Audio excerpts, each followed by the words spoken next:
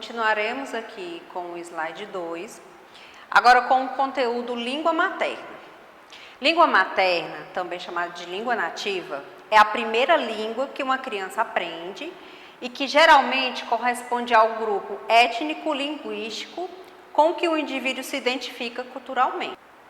A expressão língua materna provém do costume em que as mães eram as únicas a educar seus filhos na primeira infância, fazendo com que a língua da mãe seja a primeira a ser assimilada pela criança, condicionando seu aparelho fonador àquele sistema linguístico.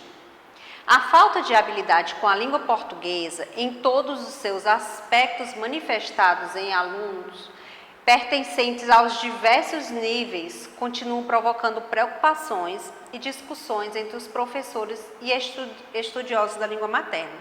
Ou seja, se a nossa língua, a língua portuguesa, que é a língua oficial do nosso país,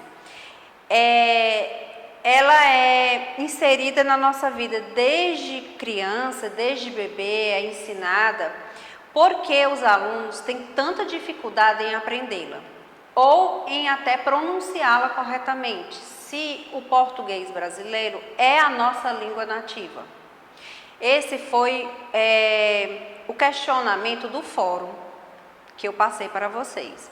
Em 2003, o Brasil ficou em último lugar em avaliação de leitura realizada pelo Programa Internacional de Avaliação de Alunos, entre os 32 países avaliados em relação à capacidade de leitura, assimilação e interpretação de textos.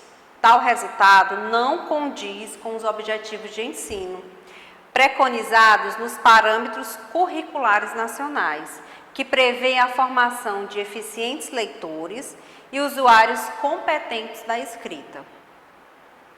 A língua portuguesa é um instrumento de trabalho de todo profissional que trabalha a língua materna no Brasil. E, como afirma Danacal, 1987, a língua é essencialmente um fenômeno social e político.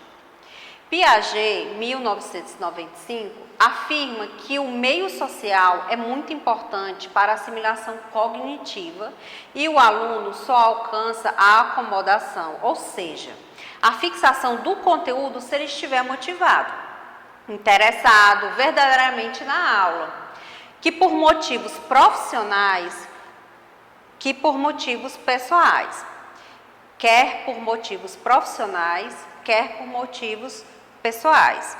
De outra forma, o aluno irá decorar somente a matéria para uma prova e em seguida irá esquecer. É o que está acontecendo, infelizmente, na educação do nosso país, né? Vários alunos, eles não aprendem o conteúdo, eles somente decoram, somente para passar naquela prova e acabam esquecendo. Por isso que o Brasil ficou em último lugar na avaliação entre 32 países, e isso é muito preocupante. Aprendizagem da língua materna. Tal como para todo e qualquer outro campo do conhecimento, o alicerçamento da aprendizagem da língua materna faz-se na escola, a instituição vocacionada para o ensino. A língua é o veículo de comunicação por excelência, embora também possamos comunicar por muitas outras formas, nomeadamente através da música e das artes plásticas. Aliás, as primeiras formas de escrita foram pictográficas, diferentes contextos da língua materna.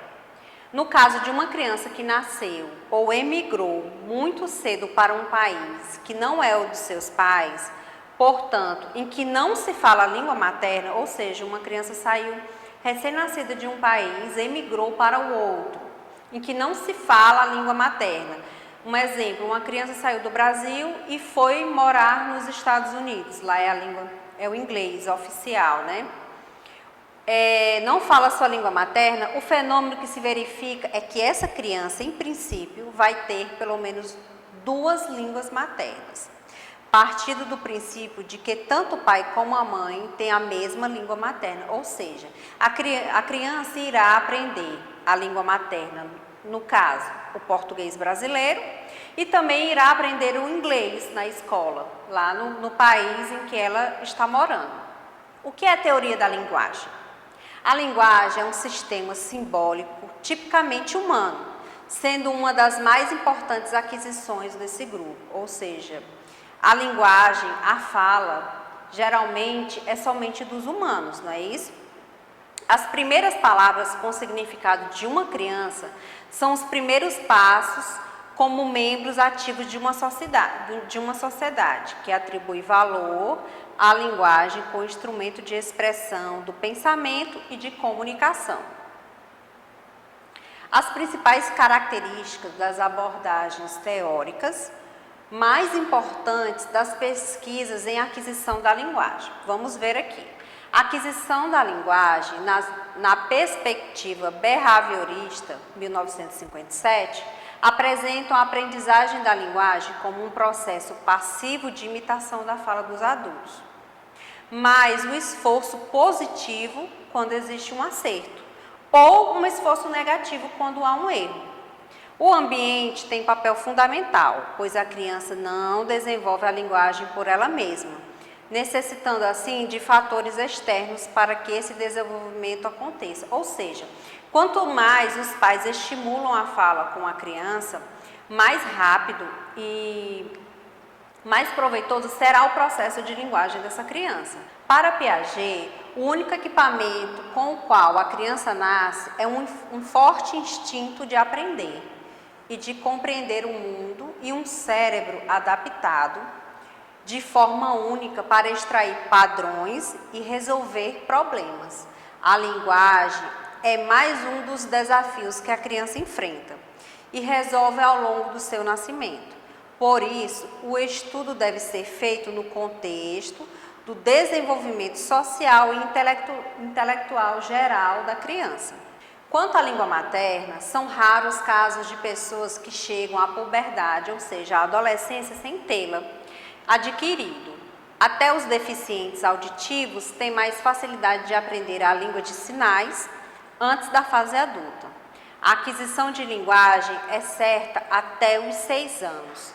Fica comprometida, ou seja, fica com mais dificuldade da criança aprender depois que passa dessa idade, mas são raros casos. Através da linguagem, a criança tem acesso até mesmo de aprender a falar. Há valores, crenças e regras adquirindo os conhecimentos de sua cultura. Tudo isso através da linguagem. À medida que a criança se desenvolve, seu sistema sensorial, incluindo a visão e a audição, se torna mais refinado e ela alcança um nível linguístico e cognitivo mais elevado, enquanto o seu campo de socialização se estende principalmente quando ela entra para a escola. De acordo com Pinker, quanto mais cedo a criança se desenvolve nas relações sociais, mais benefícios obterá ao curto e ao longo prazo, tendo em vista as experiências e aprendizados que resultam de tais interações. Ou seja, quanto mais cedo a criança entrar na vida escolar, mais cedo e mais rápido será o desenvolvimento dela na fala. Quando pensamos que uma criança esteja aprendendo a falar, ocorre-nos de imediato a ideia de que esse processo dá-se por imitação. A imitação tem um papel importante, afinal, se a família fala português, a criança aprende o português, não o espanhol ou o inglês. Desenvolve quase como por extensão o mesmo sotaque, enquanto adquire um certo vocabulário, por imitação aos seus familiares, muito embora seja capazes de imitar apenas parte de tudo que ouve. Ou seja, a criança ela vai desenvolvendo a linguagem através da imitação. Aqui explica que até o sotaque, né, que é muito regional, é desenvolvido através da convivência de cada região. O sotaque aqui nosso, na região Nordeste, é diferente, apesar de pronunciar a mesma palavra, de um sotaque da pessoa da região Sul ou Sudeste. A imitação é um passo bastante importante, embora haja argumentos bastante fortes contrários a ela, no que trata do desenvolvimento dos aspectos mais complexos da linguagem, gramática e semântica. É notório o fato de que, quando as crianças imitam as sentenças faladas pelos adultos, reduzem e modificam-nas, com a finalidade de convertê-las às suas próprias gramáticas. Se a criança aprendesse a falar apenas por imitação, nunca poderia falar corretamente, considerando aspectos técnicos do emprego da linguagem, pois a linguagem empregada pelo adulto é geralmente uma linguagem incorreta, ou seja, se a criança realmente aprendesse somente por imitação, dificilmente ela aprenderia a gramática normativa. Por quê? Porque geralmente no nosso convívio social não falamos a norma culta da gramática. E como definir as habilidades linguísticas que tanto tentamos alcançar? Habilidades linguísticas são os aspectos de uma língua que podem ser destacados durante uma aula. Desta forma, suas aulas terão um objetivo claro e facilitarão o ensino e a avaliação. Se o professor vai ensinar o sistema da língua, tem que escolher um dos aspectos gramaticais, morfologia, semântica, sintaxe, entre outros. Por outro lado, se o professor decide ensinar sobre a cultura da língua, tem que escolher entre história, música, teatro, vida cotidiana, literatura ou etc. Todo plano deve possuir um objetivo. Todo plano deve possuir um objetivo. O que eu quero que meus alunos atinjam com esta aula? Estudos sobre os diferentes fatores que afetam o desenvolvimento cognitivo ajudam a explicar a facilidade com que as crianças aprendem uma nova língua em relação aos adultos. Temos aqui fatores biológicos, fatores cognitivos ou fatores afetivos e psicológicos. Nos fatores biológicos, o cérebro é o mais importante órgão ligado à habilidade linguística e, na criança, este órgão ainda está em seu hemisfério direito e esquerdo interligados, promovendo a assimilação da língua com melhor desempenho. Nos fatores cognitivos, o adulto, por já possuir um desenvolvimento cognitivo maior, tem hábitos enraizados sobre o sistema de sua língua, o que dificulta o aprendizado de outra. E fatores afetivos e psicológicos, segundo a hipótese também de Cranher, fatores como desmotivação, perfeccionismo, falta de autoconfiança, que é um problema seríssimo para o desenvolvimento da criança, dependência de eloquência, ansiedade, podem influenciar no aprendizado das línguas. A aquisição da escrita. De acordo com Emília Ferreiro e Ana Teberoski, 1989, a criança passa por um processo de aquisição de escrita baseado em 5 níveis de hipótese. Temos aqui pré-silábica, intermediário, hipótese silábica, hipótese silábico-alfabética e hipótese alfabética. No nível de hipótese pré-silábica, a diferenciação entre a grafia de uma palavra e outra é inexistente. Ou seja, é o primeiro estágio que a criança tem para iniciar-se a alfabetização. Uma vez que os traços são muito semelhantes entre si, ou seja, a criança não consegue diferenciar uma letra da outra. Somente o autor da escrita pré-silábica é capaz de identificar o que fez. Desta forma, a escrita nesta fase pode não funcionar como um veículo de comunicação. Outro lado interessante nesse processo é o fato da criança diferenciar seu grafismo pelas características que ela mesma fez. Por exemplo, se a criança apresenta a escrita das palavras elefante e passarinho, os traços maiores representarão o elefante, os menores o passarinho. Mas isso geralmente somente a criança que entende. No nível de hipótese intermediário, a criança começa a ter consciência de que existe alguma relação entre a pronúncia e a escrita, além de começar a desvincular a escrita das imagens, dos números e das letras.